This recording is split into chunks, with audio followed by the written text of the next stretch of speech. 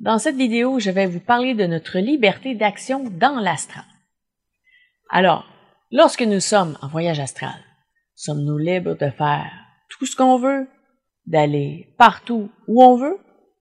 En fait, la réponse va varier, donc je vais développer avec vous pour que ce soit plus clair. Alors déjà, si on parle de l'astral terrestre, donc l'astral qui nous entoure, où on est ici sur la Terre, on a déjà beaucoup plus de liberté qu'ailleurs dans d'autres plans astraux. Alors les règles de la Terre sont assez semblables autant dans l'astral que dans le monde physique. Il y a des différences bien sûr, mais il y a aussi beaucoup de points en commun. Donc par exemple, on peut voir les objets physiques en majorité comme ils sont réellement, c'est-à-dire que s'il y a un objet physique, quand je vais être dans l'astral, je vais le voir tel quel. Souvent, c'est comme ça. Il y a des variantes, bien sûr, mais règle générale, un objet qui est là, on va le voir, qu'on soit dans le monde physique ou dans le monde astral. Donc, il y a des choses qui sont en commun entre les deux. Tandis que l'astral qui est ailleurs, donc qui est sur d'autres plans, qui n'est pas sur la planète Terre, eh bien, ça risque d'être différent. Et l'astral ailleurs n'a pas nécessairement une contrepartie physique non plus.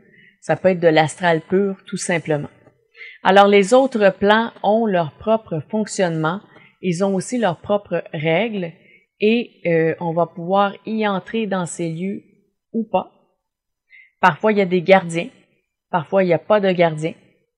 Donc, pour ce qui est de la liberté d'action que nous avons dans l'astral, eh bien, elle varie aussi selon les lieux où nous sommes ou les lieux que nous voulons visiter. Est-ce qu'on a le droit d'aller à un tel endroit? On n'a pas le droit? Quelles sont les règles de ces lieux? Comment est-ce que ça fonctionne? Là, c'est très varié et là, je pourrais pas vous énumérer tout ce qui se passe de l'autre côté parce que ça dépend aussi de chaque voyageur. Donc, chaque voyageur va avoir ses limitations et ses possibilités. Aussi, si vous faites votre voyage astral, par exemple, en compagnie de votre guide, d'un de vos guides, d'un ange gardien, eh bien, c'est possible que vous puissiez aller dans des lieux supplémentaires parce que votre ange peut vous amener là-bas, tandis que lorsque vous êtes seul, vous n'avez peut-être pas accès à ce même lieu. Parce que certains lieux vont demander d'avoir un objectif précis pour être visité. Donc, si on a l'impression que vous allez là juste pour fouiner, l'accès peut vous être refusé, tandis que si vous êtes accompagné, ce sera probablement oui. De toute façon, l'ange ne vous amènera pas à un endroit où vous ne pourrez pas entrer tous les deux. Il sait déjà si vous pouvez y aller ou non.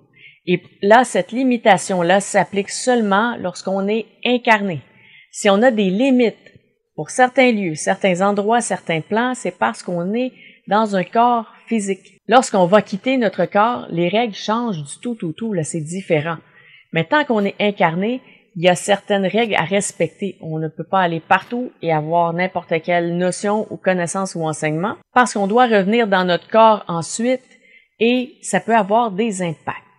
Donc, ce que je vous dis présentement, les limitations dont je vous parle présentement, c'est parce qu'on est incarné et non pas nous en tant qu'âme et en tant qu'âme qui peut voyager dans l'univers.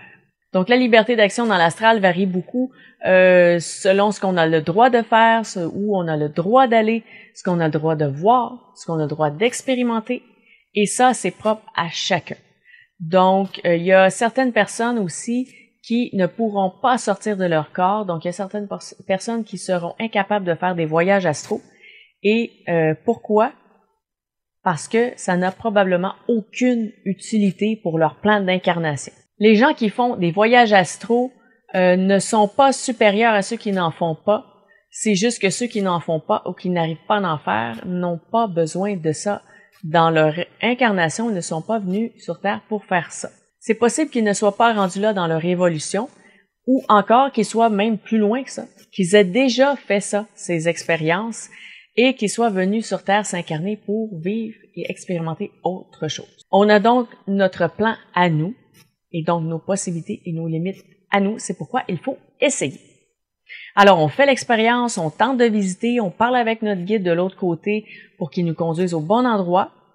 Et c'est avec des tests qu'on va comprendre ce qui nous est possible de faire ou non. Pour résumer, notre liberté dans l'astral est régie selon les lieux qu'on visite et selon nos limitations personnelles terrestres tant que nous sommes incarnés dans un corps physique.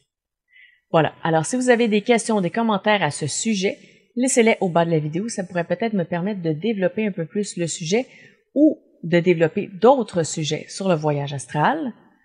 Si vous avez aimé, je vous invite à cliquer sur j'aime, ça m'indique les vidéos que vous préférez.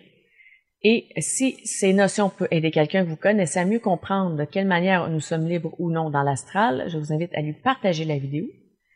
Et si vous n'êtes pas déjà abonné, je vous informe qu'il y aurait des vidéos sur plein de sujets ésotériques qui pourraient vous intéresser. Présentement, sur le voyage astral, je crois qu'il m'en reste dans ma planification 1 ou 2 au moment où je tourne cette vidéo, ou au moment où sera postée cette vidéo. Il me reste 1 ou 2 sujets à traiter sur le voyage astral. Donc, si vous vous abonnez, vous serez au courant lorsque les vidéos paraîtront. Et si vous avez des questions, ça pourrait me permettre de faire encore plus de vidéos.